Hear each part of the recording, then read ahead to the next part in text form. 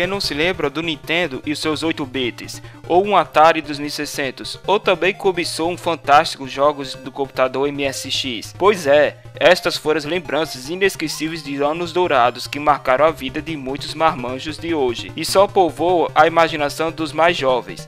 Em um mundo onde os consoles são o estado da arte e da tecnologia do entretenimento digital e movimentam uma indústria de bilhões de dólares, as pessoas se perguntam quando, como e por que tudo isso começou. E é esse exatamente que eu olhei profundamente para falar com vocês.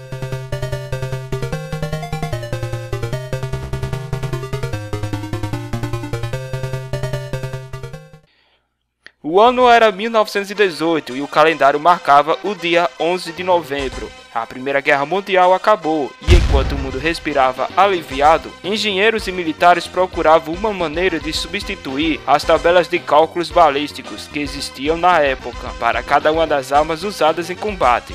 Eis que surgiu a gloriosa calculadora eletrônica, principal responsável pela aposentadoria das tabelas e dos coitados que trabalhavam fazendo cálculos com lápis grafite. Num processo natural, as calculadoras eletrônicas evoluíram e se tornaram grandes e potentes computadores, grandes o suficiente para ocupar vários andares de um prédio e potentes a ponto de calcular raízes quadradas e solucionar algumas equações por minuto. Eram incríveis. Nos anos 1940, eles eram suficientemente populares entre os militares, que os utilizaram na Segunda Guerra Mundial, e nos anos 1950 começaram a invadir as principais universidades norte-americanas, e foram nelas que eles passaram a ser usadas para as coisas mais estranhas que se possam imaginar, inclusive para desenvolver e jogar videogames. Já dentro dos quartéis, alguns militares aproveitaram o tempo ocioso para se divertir e fazer alguma coisa nos computadores que só eles tinham. Surgiram alguns jogos, é verdade, mas eles eram analógicos e não podiam ser caracterizados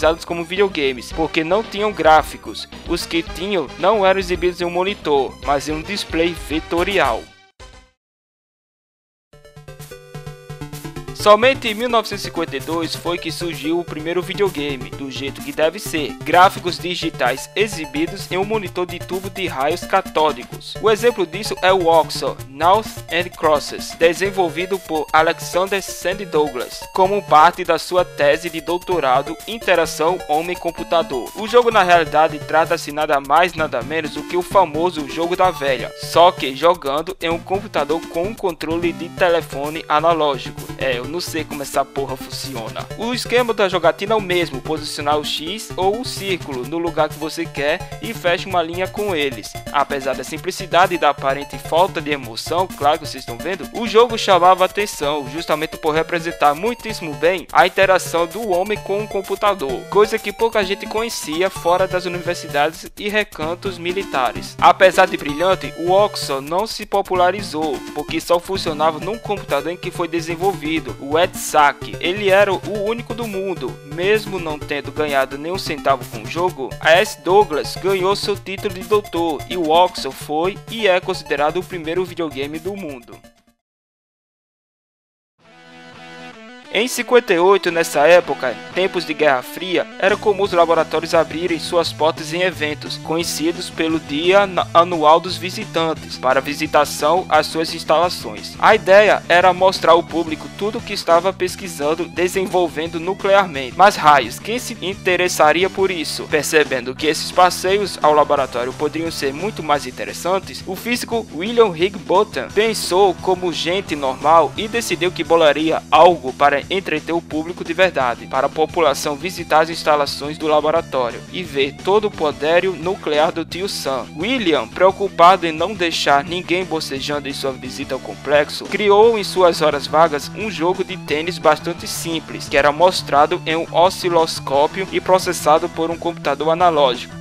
Foi um sucesso e durante meses era a atração mais cobiçada pelo público, que não estava nem um pouco interessado em saber sobre megatons e fissura de átomo. Na tela do osciloscópio, uma bolinha, na verdade é só apenas um ponto de luz, ia de um lado para o outro, passando por cima de uma rede, que também era um pontinho de luz fixo, simulando uma partida de tênis vista de lado para rebater a bolinha. Os jogadores tinham que apertar um botão e girar um outro para definir o ângulo em que a bolinha seria rebatida. O público gostou tanto do jogo, mas tanto, que o laboratório lançou uma versão atualizada do jogo na festividade do ano seguinte, e novamente obteve uma fila enorme e se formou às portas do laboratório. O público começava a se familiarizar e a gostar dos videogames. Mesmo com todo o sucesso do seu joguinho, o jovem William não patenteou sua ideia, por acreditar que ela não valia nada. Era apenas mais uma dessas brincadeiras de laboratório que qualquer um poderia fazer. Assim ele pensava. No fim das contas, Pong copiou a ideia do Tennis for Two, o jogo que eu estava citando, e o William morreu em 1995, sem nunca sequer ter embolsado um centavo por sua ideia pioneira.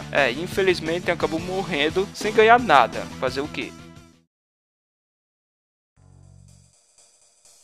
Em 1962, após 200 horas de trabalho, Steve Russell, Martin Grantz e Wayne Whitanen, 3 estudantes do MIT, que é o Instituto de Tecnologia de Massachusetts, finalizaram o primeiro jogo do recém-adquirido minicomputador DEC PDP-1, conhecido como Space War. O mais interessante é que os 3 não tinham acesso ao computador e desenvolveram o jogo apenas com a documentação das funções de rotina da máquina em mãos. Era bem simples. Na tela, um breu danado que era quebrado pela cor branca das 2 naves que atiravam uma na outra, e de uma estrelinha que ficava no meio da tela. Cada uma das naves era controlada por um jogador e sofria com a força gravitacional da estrelinha. Cada uma tinha uma quantidade limitada de tiros e de combustível para tentar detonar a outra. O detalhe é que os tiros não eram influenciados pela gravidade por causa da baixíssima capacidade do processador do computador. O objetivo dos programadores, mais uma vez, era chamar a atenção ao público que visitava as instalações do instituto, só para ver esta maravilha tecnológica, que foi o primeiro minicomputador a ser fabricado. Como o DEC PDCP-1, puta nome grande, era uma peça, digamos, que não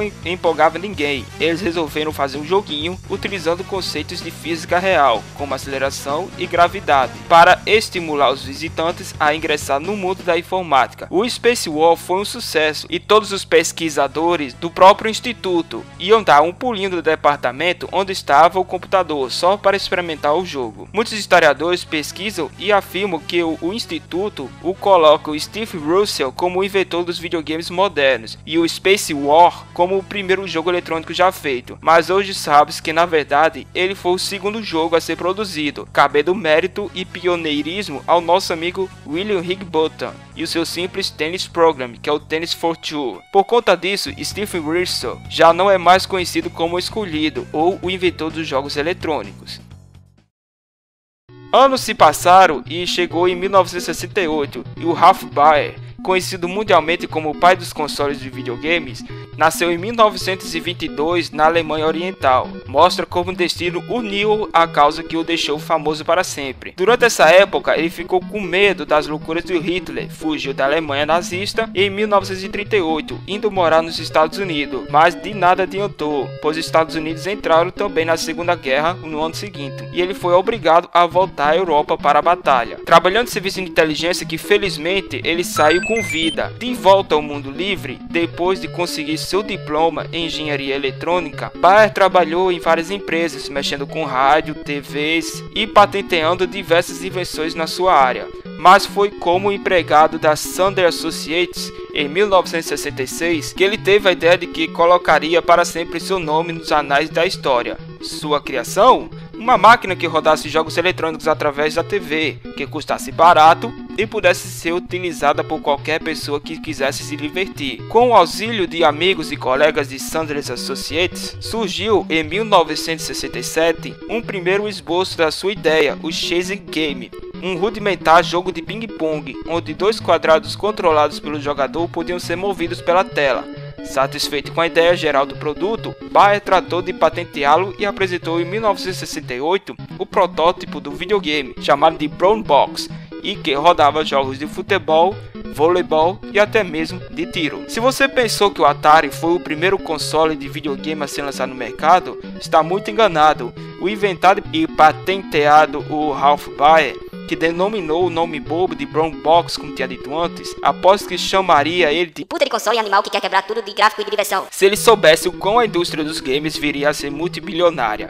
Foi mostrado para grandes empresas americanas de eletrônicos na época, como RCA, Zenith, General Electric e a Magnavox, e foi esta a última que a tratou de lançar no mercado o primeiro console de videogame na história, conhecido como Odyssey 100. O resultado foi bom, com 100.000 unidades vendidas no primeiro ano, mas não foi exatamente um sucesso enorme. O comum engano de que o Odyssey só funcionava em televisores de Magnavox, ou seja, somente na própria empresa que o videogame funcionava, pode diminuir da procura, mas um outro competidor apareceu nesse papo de videogame. Bom, Baez se auto-intitula pai dos videogames caseiros, mas foi o pai dos fliperamas que realmente fez a indústria dos games deslanchar. Após ver o jogo do Pong criado pelo mesmo, em uma demonstração em maio de 72, Nolan Bushnell, fundador da Atari, lançou o Pong no fim do mesmo ano. O jogo foi lançado inicialmente como uma máquina operada após o depósito de uma moeda antes de fazer sua transição para as salas. Certamente existiam similares entre os dois sistemas, mas a versão de Bushnell tinha controles mais simples e uma bolinha que nunca saía da tela. O Pong foi um acerto e até ajudou a aumentar um pouco as vendas do Odyssey. Mais jogos como ele foram lançados e apesar de o lucro não ser grande, a Magnavox ganhou muito com diversos processos por violação de patentes. Após isso, a Atari carregou a iniciativa dos games. A empresa vendeu 30 milhões de consoles em 3 décadas. O primeiro console a separar o jogo arcades para consoles caseiros foi o Atari 2600 de 1976, com os cartuchos ROM programáveis, que quer dizer assim, dentro do próprio videogame por meio de software, e de uma empresa formada por ex-designers da Atari, chamada Activision. Se tornou a primeira empresa a se focar exclusivamente na produção desses games em 1979. Bom, depois dessa época, não preciso relatar porque a maioria já conhece. A partir do Atari veio a empresa Nintendo, Sega